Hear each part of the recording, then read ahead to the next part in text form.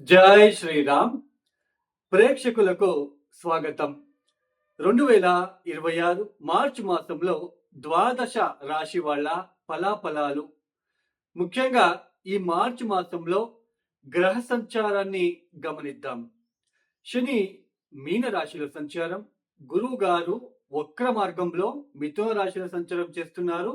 అయితే ఈ మార్చి 11వ తేదీ ఆయన వక్ర త్యాగం చేసి సవ్య మార్గంలో సంచారాన్ని మొదలు పెట్టబోతున్నారు.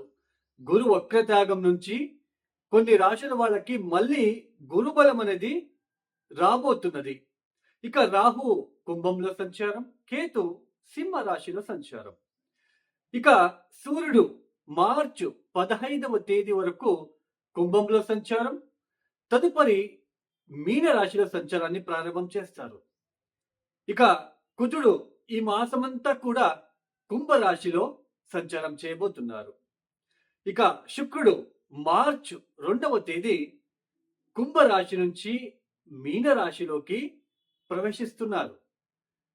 ఇక బుధుడు మార్చి 1వ తేదీ నుంచి మార్చి 21వ తేదీ వరకు బుధుడు వక్రించి వక్ర మార్గంలో కుంభరాశిలో సంచారం చేస్తూ మార్చి 21వ తేదీ వక్రత్యాగం చేస్తున్నారు. ఈ గ్రహ సంచారం వలన ద్వాదశ రాశి వాళ్ళకి ప్రేక్షకులకు చిన్న సజెషన్ అండి, చిన్న విజ్ఞప్తి. మనం గోచార ఫలితాలని చెప్పుకుంటున్నాం. గ్రహాల రాశి మార్పుల వలన ఫలానా రాశి వాళ్ళకి ఫలానా ఫలితాలు అనేది చెప్పుకుంటున్నాం. అయితే ఇక్కడ ముఖ్యంగా గోచారంలో మీరు కొన్ని థంబ్నెయిల్స్ ని చూస్తూ ఉంటారు. ఈ రాశుల వాళ్ళకి గజకేసరి యోగం పట్టబోతుంది, ఈ రాశుల వాళ్ళకి మాలవ యోగం పట్టబోతుంది, ఈ రాశుల వాళ్ళకి ముఖ్యంగా రూచక యోగము, పంచమహాపురుష యోగాలు ఇవి పట్టబోతున్నాయి. బుధాదిత్య యోగం పట్టబోతుంది. లేదా ఈ రాశుల వాళ్ళకి ఈ సంవత్సరం అంతా స్పాయిల్ అయిపోతుంది. ఇలాంటివి మనము చూస్తూ ఉంటాం. గోచారంలో రాశి ఫలితాలు అనేవి కేవలం 30% మాత్రమే తీసుకోవాలి. దీన్ని ఎవరు సోది అనుకోవద్దండి. వాస్తవాన్ని గుర్తించడానికి ప్రయత్నం మాత్రమే చేయండి. జాతకరీత్యా ఉన్న గ్రహ స్థానాలని బట్టి అక్కడ గనక గజకేసరి యోగం ఉంటే గజకేసరి యోగము అందరికీ వర్తించదు. శుక్ర మహాదశ అందరికీ మంచి ఫలితాలు ఇవ్వదు. దీన్ని గుర్తించండి, వాస్తవాన్ని గుర్తించండి. సో జాతక రీత్యా గ్రహ దోషాలు గనక ఎక్కువ గనక ఉంటే, అంటే కర్మ అనేది కార్మిక్ అనేది ఎక్కువగా ఉంటే ఏ జ్యోతిష్యం కూడా సహాయం చెయ్యదు. ఎందుకు? అలాంటి గ్రహస్థితులు కర్మ అనేది ఎక్కువగా ఉన్నప్పుడు సరైన పరిహారాలు మనము చేసుకోలేము. సరైన పరిహారాలు చేసుకోవడానికి వదలదు గ్రహస్థితి. టైఫాయిడ్ వచ్చినప్పుడు టైఫాయిడ్ టాబ్లెట్లే వేసుకోవాలి. మలేరియా వచ్చినప్పుడు మలేరియాకు తగ్గట్టుగా ఉన్న ట్రీట్మెంటే తీసుకోవాలి. ఆర్డినరీ డోలో 650 టాబ్లెట్ వేసుకుంటే వర్కౌట్ కాదు, ఎక్స్ట్రా యాంటీబయాటిక్ పడాలి.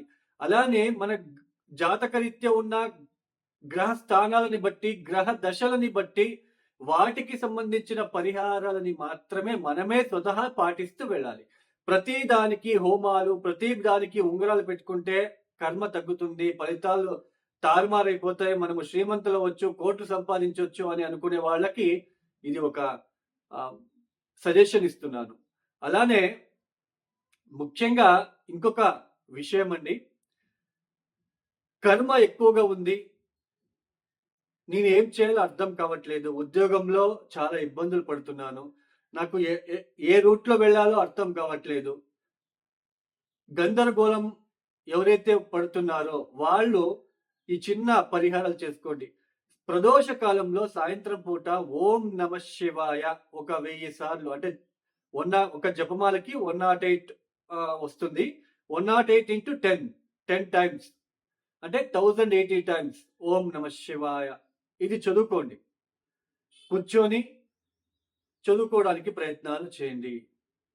అలానే ప్రతిరోజు ఉదయాన్నే శివాలయంలో ఉంటున్న నవగ్రహాలకి 27 ఎరుపు రంగుల పూలతో ఒక్కొక్క ప్రదక్షిణ చేస్తూ ఓం నమ సూర్యాయ చంద్రాయ మంగళాయ బుధాయ చ గురు శుక్ర శనిశ్చర రాహువే కేతువే నమః అంటూ ఒక్కొక్క ప్రదక్షిణ చేసిన తర్వాత ఆ ఎరుపు రంగు పువ్వుని అక్కడ పెట్టండి. మీరు నవగ్రహాలని తాకకండి, జస్ట్ అక్కడ పెట్టండి. 27 ప్రదక్షిణాలు ఇట్లా ఒక సంవత్సరం పొడవునా మీకు వీలైనప్పుడల్లా రోజు పొద్దున్నే చేస్తూ, అలానే ఓం నమ శివాయ చదువుకుంటూ, అలానే కాలభైరవ గాయత్రి మంత్రం ఓం కాలకాలాయ విద్మహే కాలాతీతాయ ధీమహి తన్నో కాలభైరవ ప్రచోదయాత్, ఈ మంత్రాన్ని గనక ఎవరైతే ప్రతిరోజు 108 సార్లు మీరు పాటిస్తూ వెళ్తారో వాళ్ళకి గ్రహ దోషాలు రావు. మీకు గందరగోళ పరిస్థితులు ఉన్నప్పటికీ కూడా అవి తగ్గుముఖమవుతాయి. ఈ మంత్రాలు ప్రతినిత్యం వదలకుండా మానకుండా చేస్తూ వెళ్తే ఖచ్చితంగా మీకు మంచి పాజిటివ్ రూట్ అనేది కనిపిస్తుంది. మీకు ఏ జ్యోతిష్యం అవసరం లేదు. అది కాకుండా నేను అప్పులు చేశాను 25 లక్షలు, అప్పు తీర్చడానికి పరిహారాలు, అలానే కొంతమంది చెప్తూ ఉంటారు, పేపర్ మీద రాసి అగ్గిపెట్టి ఊదండి, గాలికి ఎగిరేయండి. అలానే ఈ తమలపాకుల మీద ఓం శ్రీ అని రాస్తే డబ్బులు వచ్చేస్తాయి. This is completely unbelievable and fake sentences. దీన్ని ఎవరైతే గుర్తిస్తారో, మీ జాతకరీత్యా ద్వితీయాధిపతి 6వ స్థానంలో పాపకత్రియోగంలో లేదా నీచస్థానంలో ఉంటే అదంతే. ఆ గ్రహస్థానానికి సంబంధించిన పరిహారాలే మీరు కొన్ని పాటిస్తూ వెళ్ళాలి. కానీ అది మీరు పాటించరు. మీకు ఇలాంటి ఇన్స్టాంట్ రిజల్ట్ వచ్చేస్తుంది అని ఎవరైనా చెప్పగానే సడన్ గా దూకేస్తారు. సో వాస్తవాన్ని గుర్తించండి. ఇక ఒక్క రాశి గురించి మనము తెలుసుకుంటూ వెళ్దాం. 2026 మార్చి మాసంలో కర్కాటక రాశి వాళ్ళ ఫలాఫలాలు. ఈ మార్చి మాసమంతా కూడా కర్కాటక రాశి వాళ్ళకి యోగించే గ్రహాల కన్నా ప్రతికూలించే గ్రహాల సంఖ్యనే అధికంగా ఉంది. అయితే ఈ ఒక మాసంలో 12వ స్థానంలో గురువు గారు వక్రదాగం చేస్తున్నారు. మార్చి 11వ తేదీ నుంచి గురువు గారు వక్రదాగం చేస్తున్నారు. దీని వలన కొంచెం ఆకస్మికంగా ఖర్చులు తగ్గుముఖమయ్యే సూచనలు ఉండే అవకాశాలు ఉంటాయి. అలానే ముఖ్యంగా ఈ అష్టమ స్థానంలో కుజ రాహుల కలయిక, సూర్య రాహుల కలయిక, బుధుడు కూడా వక్రించడం అనేది ఈ రాశిలో పుట్టిన వృద్ధులు, పురుషులు కావచ్చు, స్త్రీలు కావచ్చు, వృద్ధులు ఆరోగ్య పట్ల జాగ్రత్తలు తీసుకోవాలి. అలానే ముఖ్యంగా ఆకస్మికంగా ధన నష్టము, ఆకస్మికంగా మీకు సంబంధించిన విలువైన వస్తువుని పోగొట్టుకోవడానికి అవకాశాలు ఉంటాయి. అలానే ర్యాష్ డ్రైవింగ్ చేయవద్దు. రాత్రిపూట జర్నీస్ అస్సలు వద్దు. ఇది మీరు పాటిస్తేనే మీకు అనుకూలతలో ఉంటుంది. రాత్రిపూట జర్నీస్ అవాయిడ్ చేయండి. ర్యాష్ డ్రైవింగ్ వద్దు. తెలియని విషయంలో మీరు తలదూర్చే ప్రయత్నం చేయకండి. ఇప్పుడు ఫర్ ఎగ్జాంపుల్, ఇంట్లో లైట్ ప్రాబ్లం వచ్చింది, సో ఎలక్ట్రీషియన్ పిలుచుకొచ్చి చేయండి. మీరే వెళ్ళి మీరే టెస్ట్ తీసుకొని మీరే ఎలక్ట్రీషియన్ లాగా వెళ్ళకండి. ఎందుకంటే కుజ రాహులు కలుస్తున్నారు. బుధుడు వక్రించి రాహుతో డీప్ కంజక్షన్, కుజుడు కూడా డీప్ కంజక్షన్ అవుతున్నాడు. ఇలాంటి గ్రహస్థితి ఉన్న వాళ్ళు ఆకస్మికంగా ఎలక్ట్రిక్ కరెంట్ షాక్ కొట్టడం లాంటిది, ఈ ర్యాష్ డ్రైవింగ్ వలన యాక్సిడెంట్స్ అవడం లాంటిది, అలానే గుప్తాంగాంగాలలో ఏదైనా అలర్జీస్ రావడం లాంటిది, gastric, stomach related issues, back pain, అలానే నీరసంగా ఉండడానికి అవకాశాలు ఉంటాయి. మెకానికల్ ఫీల్డ్లో వెల్డింగ్ కావచ్చు, లేత్ మిషన్స్ కావచ్చు, కెమికల్ డిపార్ట్మెంట్లో పనిచేసే వాళ్ళు కావచ్చు, వాళ్ళు చాలా జాగ్రత్తలు వాళ్ళ వృత్తిని నిర్వహించుకుంటూ వెళ్ళాలి. అలానే ముఖ్యంగా ఈ అష్టమ స్థానంలో ఇలాంటి గ్రహస్థితి ఏర్పడినప్పుడు మనకి తెలియని విషయాలలో మనము వేలు పెట్టరాదు, మనము తలదూర్చరాదు. కొంతమంది అంటూ ఉంటారు, జస్ట్ వాక్ చేస్తూ వెళ్తున్నానండి, నేను పెద్దగా ఫాస్ట్గా కూడా వెళ్ళలేదు, సడన్ గా కిందకి పడిపోయానండి, తలకి గాయమైపోయింది అంటూ ఉంటారు. Because of this type of గ్రహస్థితి ఏమైతే ఉంటుందో, ప్లానటరీ పొజిషన్ ఉంటుంది కదా, ఇలాంటి ప్లానటరీ పొజిషన్ వల్లనే ఇలాంటి సడన్ ఇన్సిడెంట్స్ జరగడానికి ఛాన్సెస్ ఉంటుంది. మెడ నొప్పి కానీ తలనొప్పి కానీ ఎక్కువయ్యే సూచనలు కూడా ఉండే ఆస్కారాలు ఉంటాయి. మెడకి సంబంధించినది, థ్రోట్‌కి సంబంధించినది దీన్ని సెకండ్ హౌస్ ద్వారా చూస్తాం. ఈ టీత్, ముఖ లక్షణాలు, ముఖంలో ఏదైనా ప్రాబ్లమ్స్ ఉందా? ఫేస్‌లో ఏదైనా ప్రాబ్లమ్స్ ఉన్నాయా? మన ముక్కు ఎలా ఉంది? ఇవన్నీ కూడా ద్వితీయ స్థానం బట్టే చూస్తాం. ద్వితీయ స్థానంలో కేతు ఉంటున్నాడు మీకు. అష్టమ స్థానంలో అన్ని గ్రహాలు ఉంటున్నారు. సో, కాబట్టి చాలా జాగ్రత్తలు తీసుకోవాలి. భయము, ఆందోళన వద్దండి. నేనిక్కడ ఎవరిని భయపెట్టడానికి రాలేదు. భయపెట్టాలనే ఉద్దేశ్యం లేదు. జస్ట్ మీకు గైడెన్స్ ఇస్తున్నాను. ఇలా ఉండబోతుంది. కొంచెం జాగ్రత్తలు తీసుకోండి అని మాత్రమే చెప్పబోతున్నాను. మీరు భయపడాలి, లేదా మీకు ఇంకా డిప్రెషన్‌కి వెళ్ళిపోవాలనే ఉద్దేశ్యం అయితే నాది కాదు. ఉన్న గ్రహస్థానాల్ని బట్టి, ఉన్న సిట్యుయేషన్స్ బట్టి నేను చెప్పడం జరుగుతుంది. ఎవరికైతే కుజదశ రాహుభుక్తి, రాహుదశ కుజభుక్తి, లేదా కుజదశలో బుధభుక్తి జరుగుతున్న వాళ్ళు చాలా జాగ్రత్తలు తీసుకోండి.